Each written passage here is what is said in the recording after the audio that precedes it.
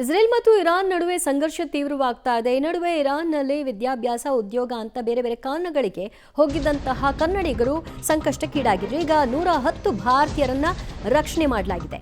ನಾಳೆ ಬೆಳಗ್ಗೆ ದೆಹಲಿಗೆ ಭಾರತೀಯರನ್ನ ಕರೆತರಲಾಗುತ್ತೆ. ಅರ್ಮೇನಿಯಾದ ಯೆರೆವಾನ್ನಿಂದ ದೆಹಲಿಗೆ ಪ್ರಯಾಣವನ್ನು ಬೆಳೆಸಲಿದ್ದಾರೆ. ಮೊದಲ ಹಂತದಲ್ಲಿ ಒಟ್ಟು 7 ರಾಜ್ಯಗಳ 110 ಜನರ ಆಗಮನ ಆಗಲಿದೆ.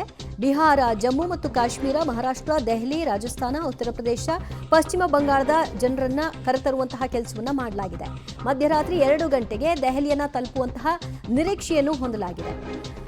ಅಲ್ಲಿ ಅವರು ಸುರಕ್ಷಿತವಾಗಿದ್ದಾರಾ ಇಲ್ವಾ ಅನ್ನುವಂತಹ ಸಹಜ ಆತಂಕ ಕುಟುಂಬಸ್ಥರಿಗಿತ್ತು. ಹಾಗಾಗಿ ಭಾರತೀಯ ರಾಯಭಾರಿ ಕಚೇರಿಗೆ ಈ ವಿಷಯವನ್ನ ಮುಟ್ಟಿಸಿ ತಮ್ಮವರನ್ನ ವಾಪಸ್ ಕರೆತನ್ನಿ, ಸೇಫ್ ಆಗಿ ನಮ್ಮ ತಾಯ್ನಾಡಿಗೆ ಕರೆತನ್ನಿ ಅನ್ನುವಂತಹ ಒತ್ತಡವನ್ನ ಹಾಕಿದ್ರು. ಈ ಬೆನ್ನಲ್ಲೇ ಭಾರತೀಯ ರಾಯಭಾರಿ ಕಚೇರಿ ಸುಸೂತ್ರವಾಗಿ ಎಲ್ಲರನ್ನೂ ಕೂಡ ಕರೆತರುವಂತಹ ನಿಟ್ಟಿನಲ್ಲಿ ಕೆಲಸಗಳನ್ನ ಮಾಡ್ತಾ ಇದೆ. ಈಗ ಮೊದಲ ಬ್ಯಾಚ್ನಲ್ಲಿ 110 ಭಾರತೀಯರನ್ನ ಕರೆತರುವಂತಹ ಕೆಲಸಗಳನ್ನ ಮಾಡಲಾಗ್ತಾ ಇದ್ದು, ಇವತ್ತು ರಾತ್ರಿ ಅಥವಾ ನಾಳೆ ಬೆಳಗ್ಗೆ ಒಳಗಾಗಿ ಇವರೆಲ್ಲರೂ ಕೂಡ ಸೇಫ್ ಆಗಿ ಭಾರತವನ್ನ ತಲುಪ್ತಾರೆ.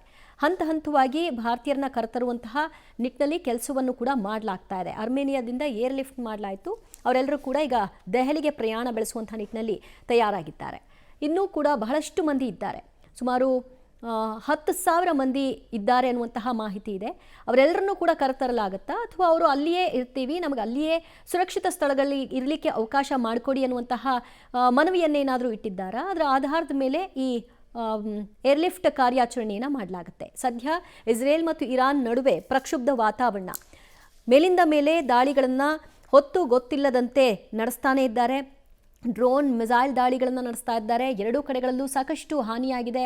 ಅದರಲ್ಲೂ ಕೂಡ ಇರಾನ್ ಇಸ್ರೇಲ್ನ ನಾಗರಿಕ ನೆಲೆಗಳ ಮೇಲೆ ಟಾರ್ಗೆಟ್ ಮಾಡಿದ ಬೆನ್ನಲ್ಲೇ ಇಸ್ರೇಲ್ ಕೂಡ ಅದೇ ರೀತಿಯಾಗಿ ದಾಳಿಯನ್ನು ನಡೆಸ್ತಾ ಇದೆ. ಸತತ 6 ದಿನ ಕಳೆದಿದೆ.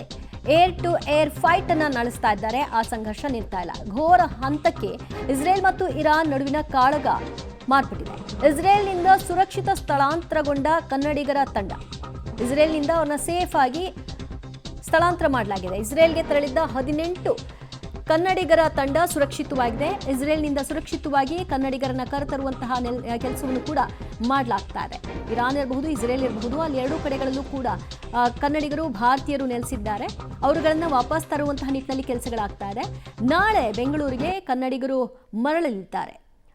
ಸತತ 6 ದಿನದಿಂದಲೂ ಕೂಡ ನಡೀತಾ ಇರುವಂತಹ ಯುದ್ಧ ಎಲ್ಲಿಗೆ ಹೋಗಿ ನಿಲ್ಲುತ್ತೋ ಅನ್ನುವಂತಹ ಆತಂಕ ಒಂದು ಕಡೆಯಲ್ಲಿ. ಇದರ ನಡುವಲ್ಲೇ ಎಲ್ಲ ದೇಶಗಳು ಕೂಡ ತಮ್ಮ ನಾಗರಿಕರನ್ನ ವಾಪಸ್ ಕರೆತರುವಂತಹ ನಿಟ್ಟಿನಲ್ಲಿ ಕೆಲಸಗಳನ್ನ ಮಾಡ್ತಾ ಇದೆ.